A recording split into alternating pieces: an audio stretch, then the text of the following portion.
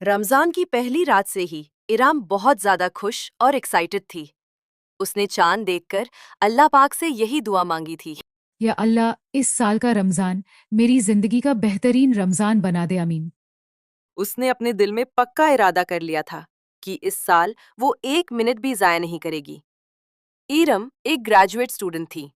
Studies का pressure, घर का काम और इबादत, सब कुछ वो एक साथ हैंडल कर रही थी।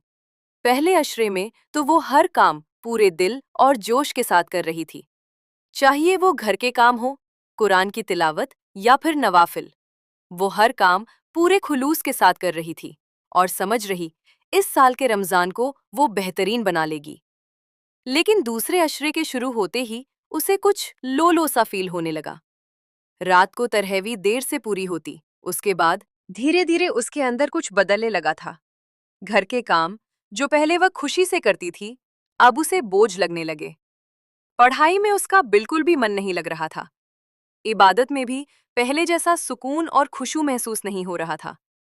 वो हर काम जल्दी जल्दी निपटाने लगी, सिर्फ इसलिए ताकि थोड़ा समय बचा सके, ताकि ज्यादा से ज्यादा इबादत कर सके, ताकि कुरान की तिलावत बढ़ा सके, ताकि हर पल जिक्र में गुजार सके। लेकिन जितना वो खुद पर दबाव डाल रही थी, उतना ही सब कुछ उसे नामुमकिन लगने लगा। पढ़ाई, इबादत, घर के काम, सब कुछ एक साथ संभालना अब उसके लिए मुश्किल होता जा रहा था।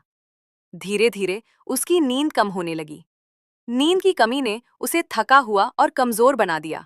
और फिर वो चिड़चिड़ी होने लगी।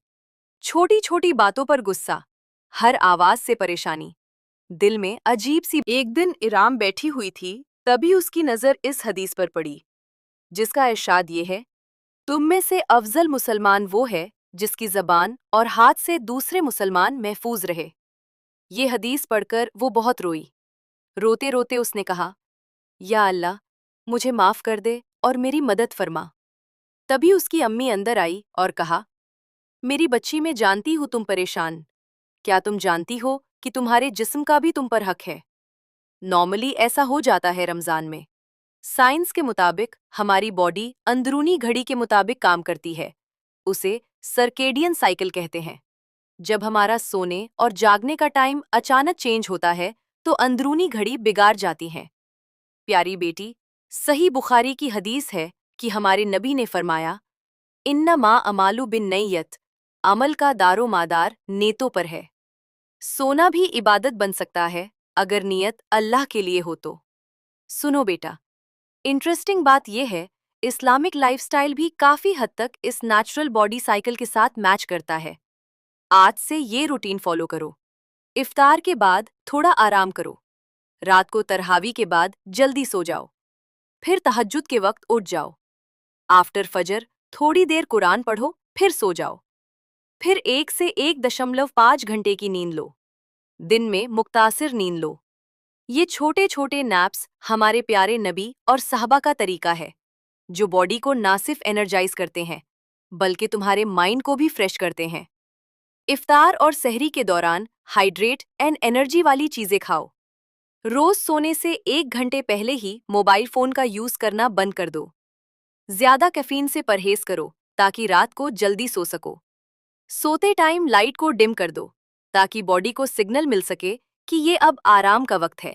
इराम अब रमजान में भी फ्रेश एनर्जेटिक नजर आने लगी। वो समझ गई थी, आराम इबादत का दुश्मन नहीं, बल्कि ये तो आपकी तैयार करता है और ज्यादा इबादत करने में। और इसी तरह ये इराम का पीसफुल, बैलेंस्ड और ब्लेस्ड रमजान बन गया। अगर इस वीडियो ने आपकी जरा सी भी हेल्प की हो, तो सदका ए जरिया समझकर दूसरों तक जरूर शेयर करें। जज़ाकल्लाह खैर।